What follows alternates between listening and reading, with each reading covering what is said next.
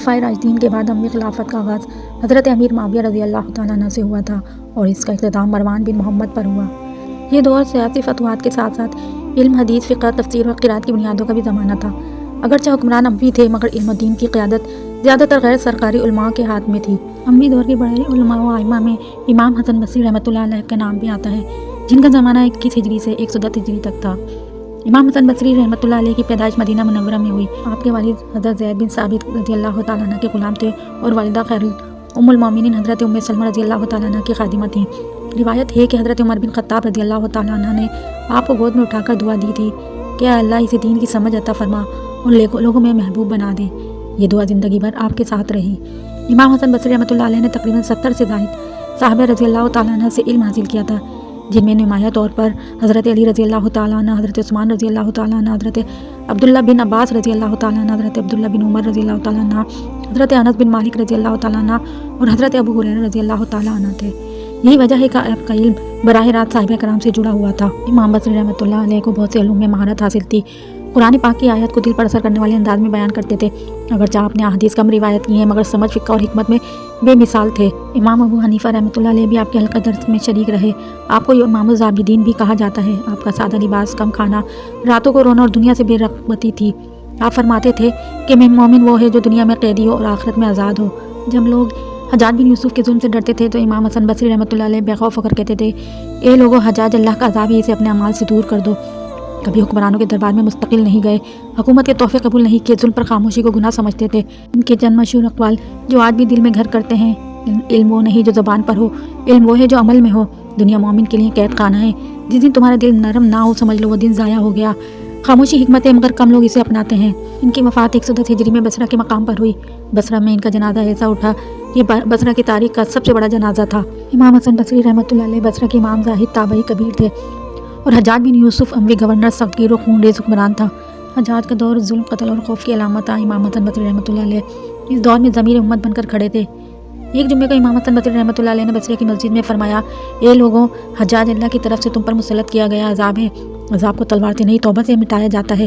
یہ الفاظ حجاج کے کانوں تک پہنچے تو حجاج آگ بگولا ہو گیا۔ اس نے کہا، حسن بصری نے میری عزت اچھالی ہے، اسے میرے سامنے لایا جائے۔ سپاہی امام حسن بصری کو لینے آئے۔ لوگ سمجھے آج امام کا آخری دن ہے۔ جب امام حسن بصری رحمۃ اللہ علیہ گھر سے نکلے تو فرمایا، اللہ تو جانتا ہے میں نے حق کہا ہے، اگر یہ ظالم مجھے قتل کرنا چاہے تو اس کے دل میں میری ہیبت ڈال دے۔ حجاج تخت پر بیٹھا تھا، تلوار کھینچی ہوئی تھی، جلاد تیاری کھڑا تھا۔ جیسے امام حسن بصری رحمۃ اللہ علیہ داخل ہوئے، اچانک حجاج کا چہرہ زرد پڑ گیا، آواز نرم ہو گئی اور خود کھڑا ہو گیا۔ حجاج نے کہا، ابو سعید تشریف لائیے، علماء ہمارے سروں کا تاج ہوتے ہیں۔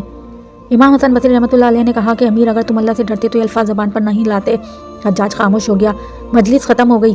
حجاج نے امام کو عزت سے رخصت کیا۔ بعد میں حجاج نے کہا، میں نے حسن بصری کے چہرے پر ایسا روب دیکھا جیسے شیر سامنے کھڑا ہو۔ جلاد حیران تھے، سپاہی لرز رہے تھے اور امام باعزت واپس لوٹے۔ لوگوں نے پوچھا کہ امام آپ نے کیا پڑھایا؟ تو آپ نے فرمایا، میں نے اللہ کے اسماء الحسنی میں سے چند نام پڑھے اور دل کو اللہ کے سپرد کر دیا۔ اس واقعے کے بعد بھی امام حسن بصری نے کہنا نہیں چھوڑا۔ حجاج کے مظالم کو اللہ کی پکڑ کہا، دربار کی قربت قبول نہیں کی۔ علماء کرام کی رائے حسن بصری کے بارے میں یہ تھی کہ حسن بصری حق کہنے میں بے مثال تھے۔ اگر کوئی شخص ظلم کے سامنے ڈر جائے تو وہ حسن بصری ہے۔ امام بصری رحمۃ اللہ علیہ نے سکھایا کہ ظالم سے ڈرنا شرک کے قریب ہے۔ حق بات میں جان کا خطرہ بھی آئے تو خاموشی جرم ہے۔ اللہ پر توکل ظلم کو جھکا دیتا ہے۔ جبکہ حجاج بن یوسف طاقت کے باوجود خوف میں مبتلا رہا، علماء کے سامنے کمزور پڑ گیا اور اس کا انجام عبرتناک تھا۔ حق کا علم رکھنے والا خاموش نہ رہے۔ طاقت اللہ کے ہاتھ میں ہے۔ ایک سچا عالم، ایک ظالم حکومت پر بھاری ہوتا ہے۔ حضرت امام حسن بصری رحمۃ اللہ کے اقوال بہت مشہور ہیں، جن میں یہ ہے، دنیا مومن کے لیے قید خانہ اور کافر کے لیے جنت ہے۔ دنیا ایک پل ہے، اس پر گھر نہ بناؤ، بس گزر جاؤ۔ جو شخص موت کو یاد رکھتا ہے اس کی خواہشات مر جاتی ہے۔ تقویٰ یہ نہیں کہ رات بھر جاگو، بلکہ یہ ہے کہ گناہ چھوڑ دو۔ آنکھوں کے آنسو کم ہے، دل کا رونا اصل ہے۔ جس عبادت سے اخلاق نہیں بدلے وہ محنت ضائع ہے۔ علم وہ نہیں جو یاد کر لیا جائے، بلکہ علم وہ ہے جس پر عمل کیا جائے۔ بہت سے عالم ہیں جنہیں علم نے ہلاک کر دیا کیونکہ انہوں نے عمل نہیں کیا۔ جو علم عمل تک نہ لے جائے وہ قیامت میں حجت بنے گا، نجات نہیں۔ ظالم کی اطاعت مظلوم پر ظلم ہے۔ حق کہنے والا اکیلا ہو سکتا ہے مگر کمزور نہیں ہوتا۔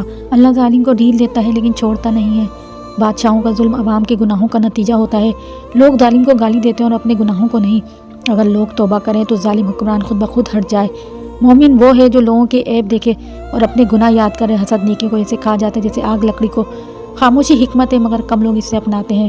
مجھے اس دن کا خوف ہے جس دن نیکی بھی قبول نہ ہو۔ قیامت کے دن سب سے زیادہ پچھتانے والا وہ ہوگا جس نے علم سیکھا مگر عمل نہیں کیا۔